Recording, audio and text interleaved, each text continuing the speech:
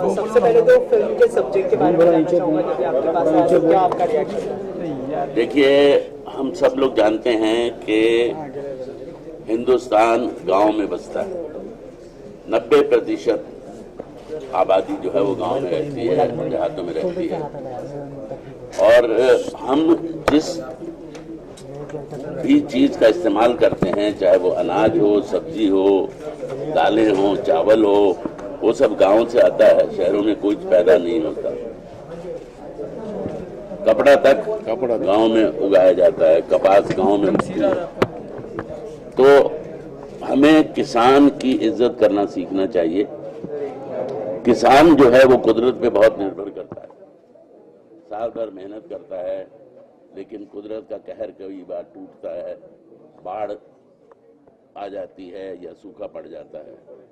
तो ऐसे में सरकार का दायित्व है कि वो उस किसान को सहारा दे, उसकी मदद करे।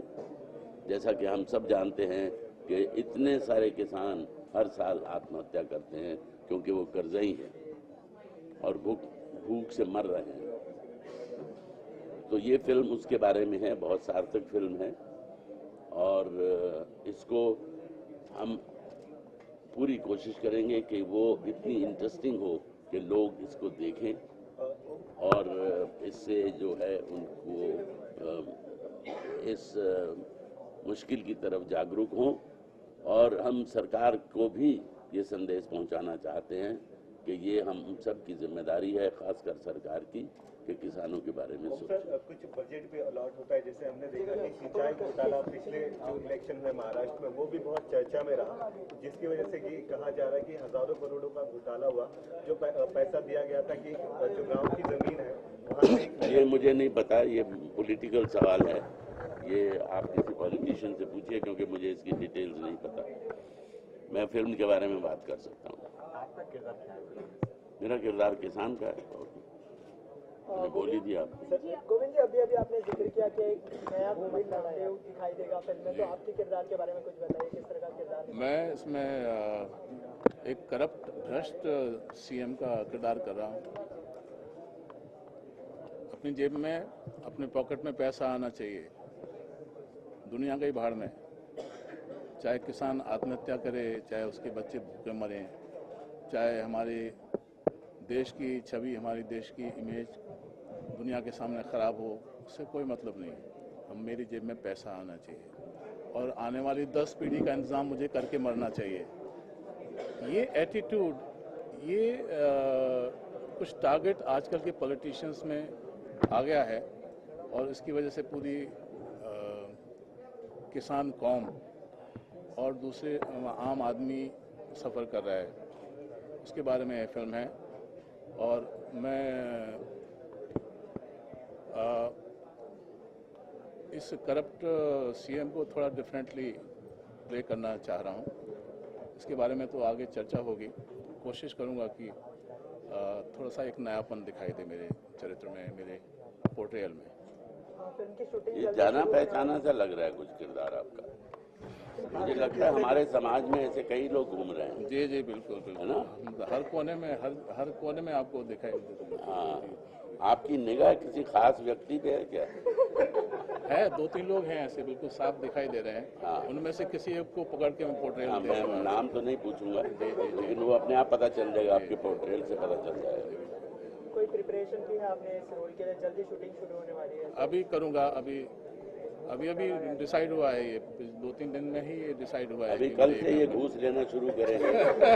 अभी इन्होंने शुरू नहीं किया है, वही तैयारी होगी फिल्म। जी, बहुत कुछ करना है, आने वाले टाइम में आपको मालूम पड़ेगा। सर, हम इतने असहाय क्यों हो गए कि इस तरह की चीजें अगर होती हैं, हम रोज पढ़ते भी अखबारों में, लेकिन हम चाह के भी उसको बदलना भी चाह रहे हैं, तो हम वहाँ तक पहुँच नहीं पा रहे। तो आम जनता भी बहुत असहाय महसूस कर रही है। इसका कारण क्या मानते हैं और इसके उपाय क्या होने चाहिए, अगर आप कुछ बताएं? ये तो उपाय तो देखिए, सरकारें कोशिश कर रही हैं, लेकिन अब ये है कि शोर मचना चाहिए। अगर शोर मचाते हैं तो काम होता है। और ये जैसे कहावत है, ये भी एक हिस्सा है शोर मचाने ये शोर मचाने में भी हिस्सा है कि जब तक बच्चा रोता नहीं, माँ भी दूध नहीं पिलाती, भूल जाती है। तो ये वही बात है, हमें चिल्लाना होगा, हमें चीखना होगा और ध्यान दिलाना होगा सरकार का, क्योंकि इसके लिए हम आप जागरूक हो सकते हैं। और जागरूक होकर हम क्या करेंगे? हम चिल्ला सकते हैं, हम सरकार को मजबूर कर सकते हैं, सरकार का ध्यान इस तरफ दिला सकते हैं, ये हम कर सकते हैं। आप लोग क्या कर सकते हैं? आप अपनी कलम के जोर से पेपरों में, मैगजीन्स में, टेलीविजन के जरिए बात कर सकते हैं। जैसा मैंने कहा कि आप चिल्लाएं, चीखें, ताकि उनके कानों तक ये आवाज़ पहुंचे। तो ये हमारी जिम्मेदारी है। Thank you sir, best of luck आपको। थैंक यू, एंजॉय द मील।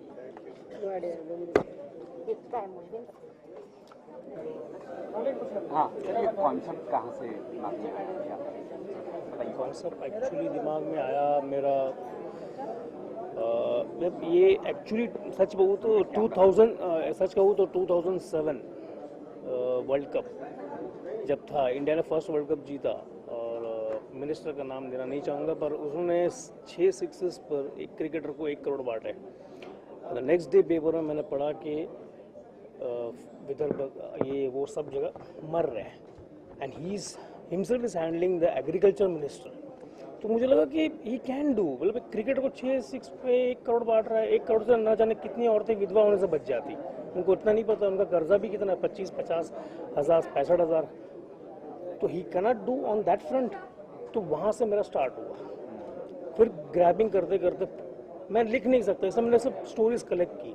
ये वो आर्टिकल्स, पी साईनाथ के आर्टिकल्स जो टाइम्स ऑफ इंडिया के लिए लिखते हैं, संदीप हरदीकर, ये वो किशोर तिवारी जो विदर्भ जन आंदोलन समिति चलाते हैं नागपुर में, उनसे पर्सनली इंट्रैक्शंस किया नागपुर जाके, ये वो उधर कंडीशंस देके। फिर पर्सनल ग्रीवेंसेस मैंने पेपर आर्टिकल्स ही पढ़ा मैंने ज़्यादा करके, ST कैफे, बड़ा Times of India, Indian Express, जिस लोगों ने बहुत हार्ड कोरली वेरी हॉनेस्टली उसको कवर किया। पर्सनल ग्रीवेंसेस पढ़ के फिर स्टोरीज कलेक्ट करना शुरू किया। Then I started crafting very slowly, आराम से, क्योंकि फैक्ट्स के साथ डील कर रहा हूँ। मुझे कोई भी सीन, एक सीन के बाद अगला सीन इलॉजिकल नहीं चाहिए, जो नॉनसेंसिकल फिल्म नहीं। अभी जी सवाल ये है कि अभी हाल ही में जो चुनाव हुए महाराष्ट्र में, उसमें 2-3 चीजें खास करके जो मैं उप मुख्यमंत्री रहे, सिंचाई मंत्री भी थे, वो उन्होंने एक जगह किसानों को धमकाया कि अगर पानी नहीं आता तो वहाँ पे क्या मैं पेशाब करूँ, उन्होंने इस तरह का लैंग्वेज यूज किया। दूसरी जगह उन्होंने किसानों से कहा कि अगर आप वोट नहीं देंगे तो हम लाइट काट देंगे। फिर उनका जो जिस तरह का एटीट्यूड था और सिंचाई घोटाले में वो अपराधी भी माने जा रहे हैं, तो वो सारी चीजें भी आप इस फिल्म में दिखाने की कोशिश करेंगे क्या? और जो विवाद है उसे किस तरह से सुलझाया जाए, उसका क्या हल है, क्या वो भी आप दिखाएंगे? मैं ज़्यादा नहीं कहूँगा। जब मैंने एक बात कह दी कि मैं फैक्ट्स के साथ डील कर रहा हूँ, तो हर फैक्ट्स को बहुत ही अंडर करंटली उसको दिखाया गया है। People, masses as well as classes, दोनों उस चीज़ को समझ जाएगी कि what I want to say with this particular scene, समझ जाएगी। अच्छा, उसका आपने कोई हल भी बनाया कि इसका क्या हल होना है? मैंने अपनी तरफ से जो सोल्यूशन निकाला है कि हाउ दिस फार्मर्स, एक्चुअली सच कहूँ तो जो 2.5-3 लाख बोल रहे, 2.5-3 लाख नहीं है, it is 4 lakh farmers have suicided till now, and that also it is unofficial आंकड़े हैं। ये ऑफिशियल आंकड़े उन लोग ऑन पेपर्स दिखा रहे हैं, अनऑफिशियल कितने होंगे? उन लोग रजिस्टर नहीं कर रहे। FIR दर्ज करेंगे तो मुआवजा के लिए उन लोग काबिल बनेंगे। तो बहुत बड़ा चल रहा है, आप तक नहीं पहुंच रही बात।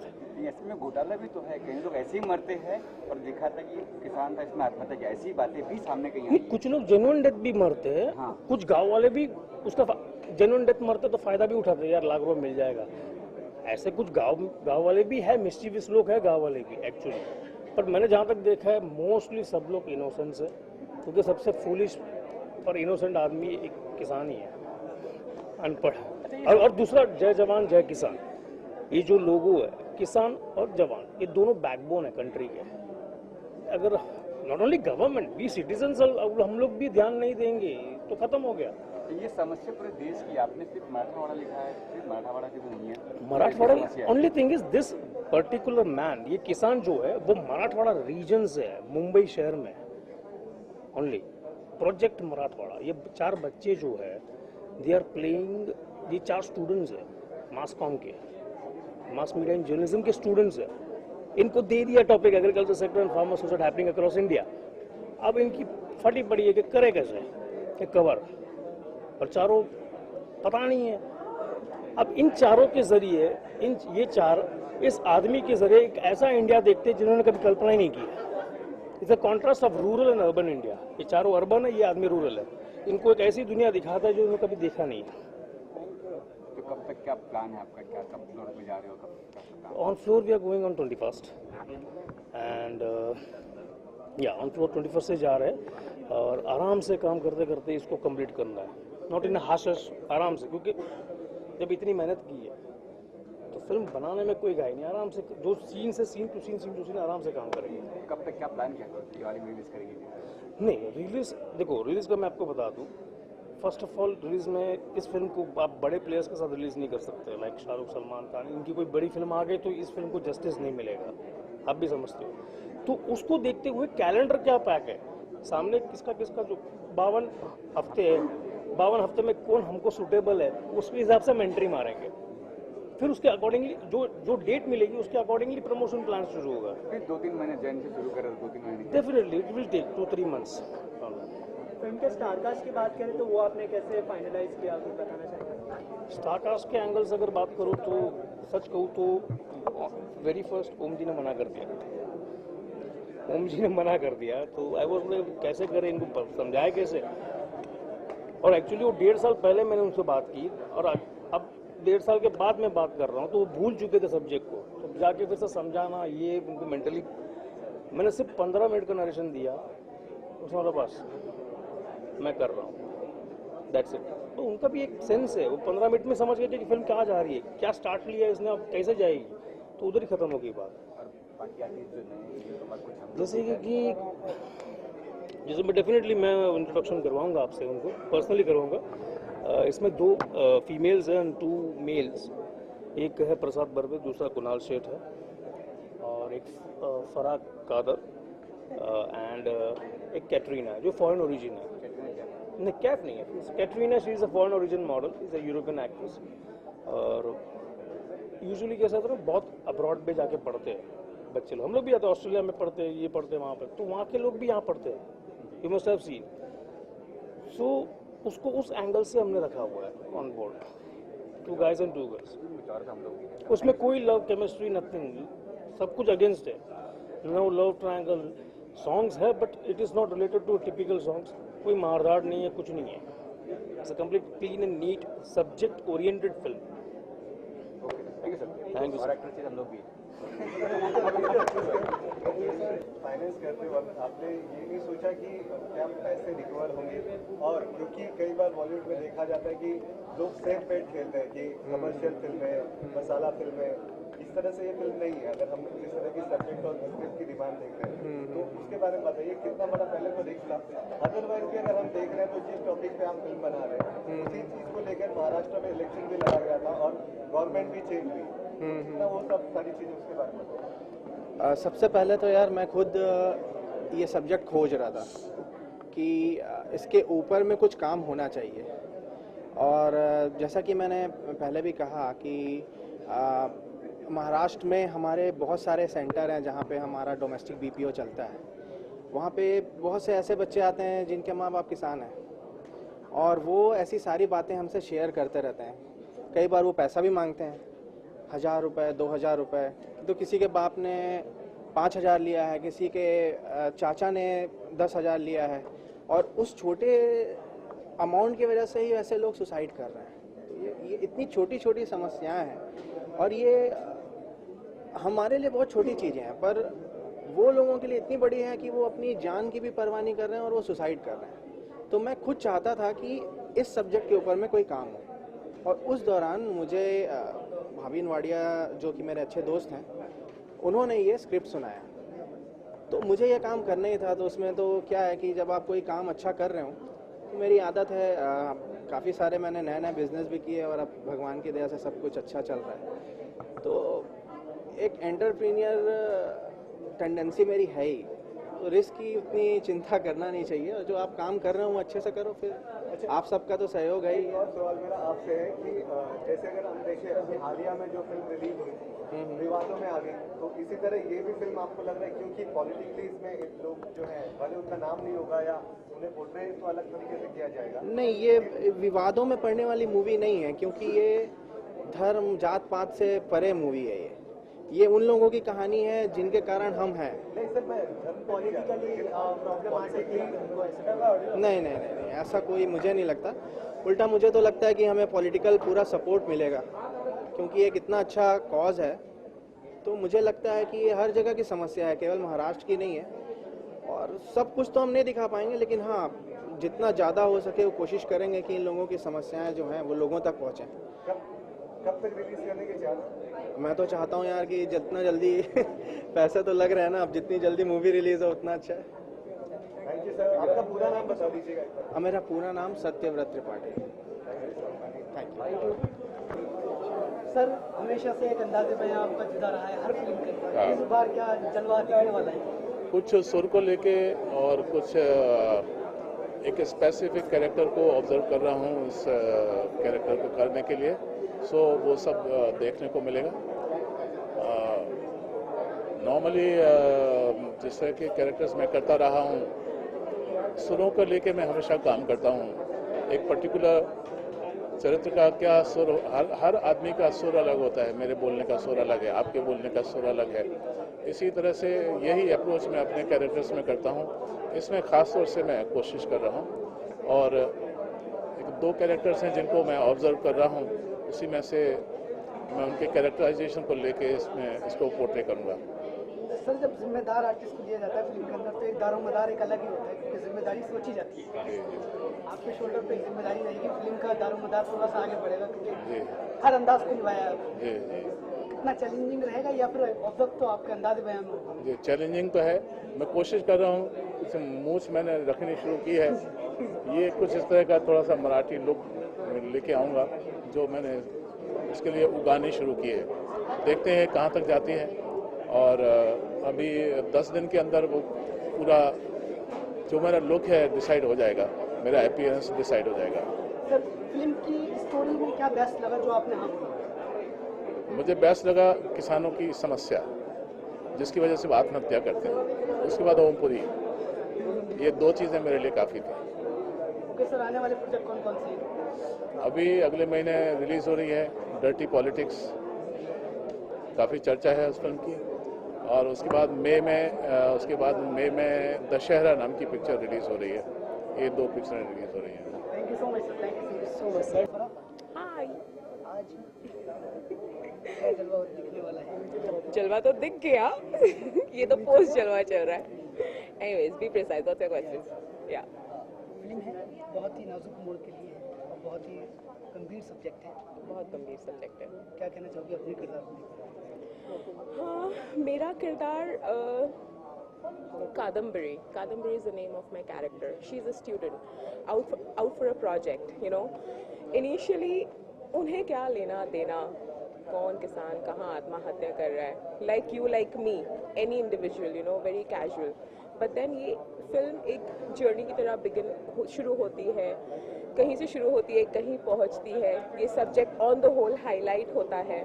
मुझे लगता है इस फिल्म के माध्यम से भाभी ने बहुत अच्छी कोशिश करी है एक बहुत बड़े इशू को, जो पूरी तरह से नकारा जा रहा है, you know, on the whole किसी का ध्यान कहीं से कहीं तक उस तबके के लोगों की तरफ बिल्कुल नहीं जा रहा। बॉलीवुड एक ऐसा प्लेटफॉर्म है जहाँ पे इतनी सी चीज़ को भी इतना बड़ा एक्नॉलेजमेंट, इतना बड़ा कवरेज मिल सकता है। तो it takes real guts, you know, जो भाविन ने लिया है। And the producer Satya, of course, if he wanted he could have done a Bollywood masala film, a commercial film, he could have earned a lot, you know, but then he invested in this, you know, and these guys are really doing great यार। और हम तो एक छोटा सा हिस्सा है, भाविन की 5 साल की मेहनत है, हम तो अभी ऑन बोर्ड आए हैं। हम कोशिश करेंगे अपना 1000% दे, और इस फिल्म के द्वारा वो जो दिखाना चाह रहे हैं, वो जो बोलना चाह रहे हैं, वो जो कन्वे करना चाह रहे हैं, हम कोशिश करेंगे कि वो हम दिखा पाए। I am very sure I do it यार। Wish me luck. काफ़ी बड़ा चैलेंज रहेगा, बहुत नाजुक स्क्रिप्ट है और साथ में तो दिग्गज भी है। ओमपुरी सर। तो ready to accept challenges? Of course. क्या प्रिपरेशन की है, क्या तैयारी की है? रोज चल रही है, जोरदार चल रही है. Bhavin is like behind our back every alternate days हमारी क्लासेस होती है. We do script reading, we work on our characters. He is like eat Kadambari, sleep Kadambari, walk Kadambari, do Kadambari. मैंने कहा हाँ बाबा, डूइंग कादम्बरी. इसके अलावा क्या क्या कर रही है? इसके अलावा कौन कौन से प्रोजेक्ट हैं? इसके अलावा this is the first big project I am doing. इस इंडस्ट्री में मैं 1 साल से हूँ, तो मेरी तो लॉटरी लग गई. मतलब 1 साल में I'm leading in a film. इसके पहले I've acted in Maricom, I've acted in Singham Returns. Those were cameos, of course. But then yes, Umang directed me, Rohit Shetty directed me. I was small bit in Shamitab also. So Balki sir directed me. 2014 अच्छा था, 2015 rock करेंगे. Thank you so much. Thank you so much.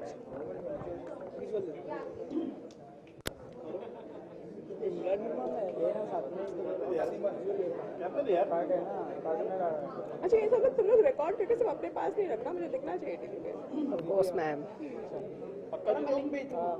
हाँ link भेजोगे ना?